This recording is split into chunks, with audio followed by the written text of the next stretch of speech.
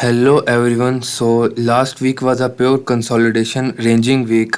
हमने एक ये सेलिंग का लेवल ड्रा किया था। यहाँ से मार्केट ने तकरीबन 300 प्लस पिप्स मूवमेंट हमें दी है। अच्छी सेलिंग आई, लेकिन ज़्यादा सेलिंग नहीं आई क्योंकि अभी ना गोल्ड डेली में कंसोलिडेशन में है, और कंसोलिडेशन में भी अब 4 आवर में भी यहाँ कंसोलिडेशन दिखाई थी।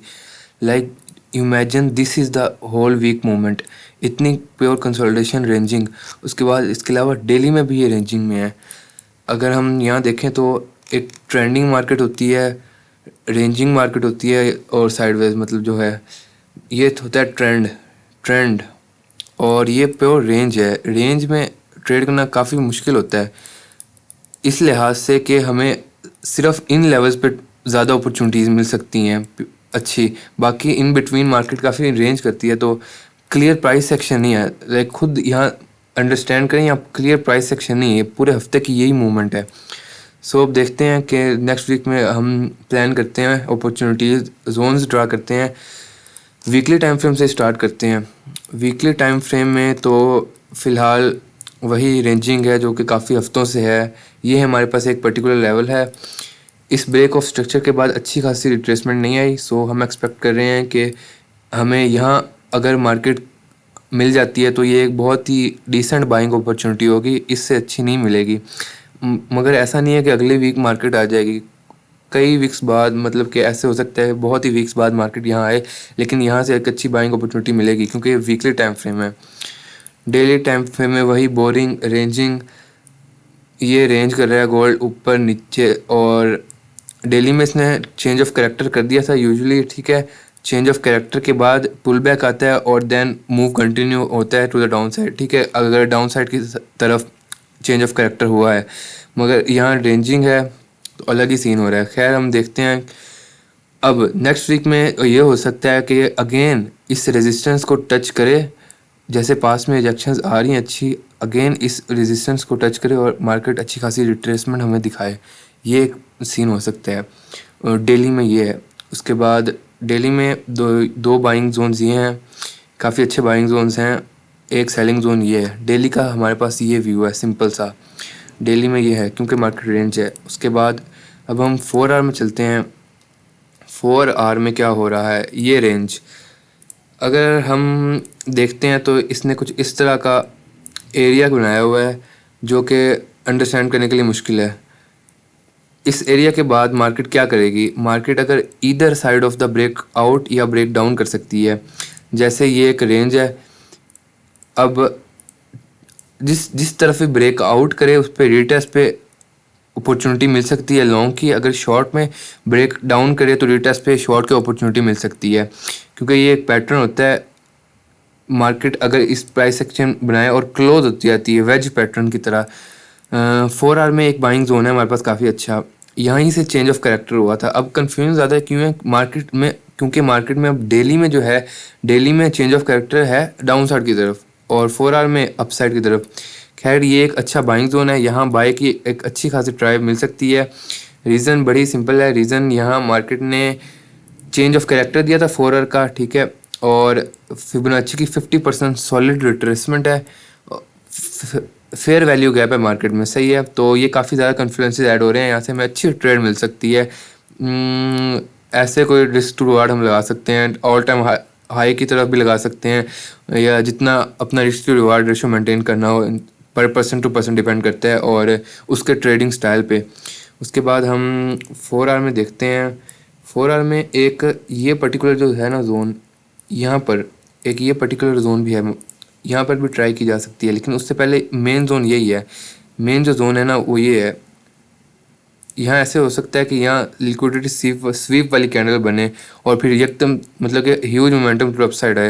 लेकिन हमारा मेन जो 4 आवर का फोकस है वो यही है। 4 आवर में वन बाइंग जोन है, वो सिर्फ इन्फॉर्मेशन के लिए था। 4 आवर में एक ये बाइंग जोन, ठीक है। और अगर मार्केट इस बाइंग जोन पे आएगी तो एक अच्छी चीज़ ये हो जाएगी कि हमें इनकी स्वीप मिल जाएगी। ये जो लिक्विडिटी है ना, ये सारी लिक्विडिटी स्वीप हो जाएगी। 4 आवर में एक बाइंग जोन और सेलिंग हम टॉप पे ही देखेंगे। सेलिंग क्योंकि हमने टॉप रेजिस्टेंस पे देखनी है ये। अब हम 1 आवर में चलते हैं। 1 आवर में मार्केट एक ट्रेंड चैनल में चल रही है। ट्रेंड चैनल में कुछ इस तरह का ट्रेंड है चैनल, ये देखें कुछ इस तरह का ट्रेंड चैनल है। अब हो क्या रहा है, इन लोज पे लिक्विडिटी है, इन लोज पे ये लिक्विडिटी सही है। तो अगर तो हमें मंडे में मार्केट ओपनिंग के साथ अगर हमें ब्रेक डाउन मिल जाता है तो हम कहीं इस पर्टिकुलर लेवल पे ना इस ट्रेंड लाइन के ब्रेक डाउन पे शॉर्ट कर सकते हैं। लाइक इस तरह ये मार्केट ने ब्रेक डाउन दिया, शॉर्ट की अपॉर्चुनिटी को इस तरह से काफ़ी डिसेंट मिलेगी हमारे पास। ये SBR जोन होगा, सपोर्ट बिकम रेजिस्टेंस, और इस ट्रेंड लाइन के टॉप पे हम लगाएंगे टूल ये, और ये रिस्क टू रेशियो ऐसे होगा। और फर्दर ये कि हमें हमें ये जोन ज़्यादा इंपॉर्टेंट है हमारे लिए, मार्केट इस जोन पे भी आ जाएगी। अगले वीक के लिए सबसे क्रूशल जो है जोन वो यही है, ये 4 आवर का जोन। तो इस जोन पे ये लिक्विडिटी स्वीप करते हुए आएगी और हमें इस जोन पे एक लॉन्ग की अपॉर्चुनिटी मिल सकती है। सही है, तो ये हमारे पास सिनेरियो है अगर मार्केट ब्रेक डाउन करती है। एक सिनेरियो वह है कि अगर मार्केट ब्रेक आउट कर लेती है, अगर ब्रेक आउट करेगी तो हम देखते हैं कि हमें क्या अपॉर्चुनिटीज मिल सकती हैं।